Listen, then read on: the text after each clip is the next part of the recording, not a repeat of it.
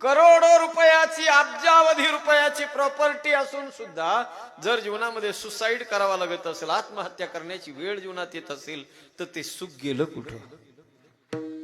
समाधान जीवनामध्ये बाकी इतर ठिकाणी कुठंच नाही सज्जनो. तुम्ही कितीही प्रयत्न करा, कितीही फक्त एकच करावं, संतांच्या वचनाकडे ध्यान ठेवलं पाहिजे.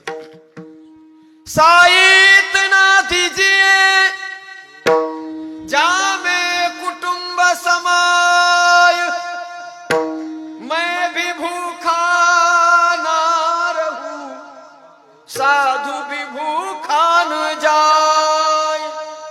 ज्याला सुख संपत समजतो हे ऐश्वर्य जगातलं, ती त्याला आपण सुख समजतो. 4 व्हीलर गाडी असली, चांगली भारी गाडी असली, 25-30 लाखाची 50 लाखाची गाडी, आपण म्हणतो काय सुख आहे बघा, काय आनंद आहे. पण गाडीत बसल्यावर एकदा त्याचा ब्लड प्रेशर चेक करा आणि गाडीतून उतरल्यावर एकदा चेक करा. गाडीत बसताना नॉर्मल बीपी असतो भरताना, आणि ती गाडी ज्या वेळेला 100-120च्या स्पीडने जातोय, 100 किलोमीटरचा प्रवास केला की बाबा पुन्हा एकदा मीटर लावायचं. नक्कीच त्या गाडीत एसी मधल्या एअर कंडिशन गाडीत बसलेल्या माणसाचा बीपी का वाढावा?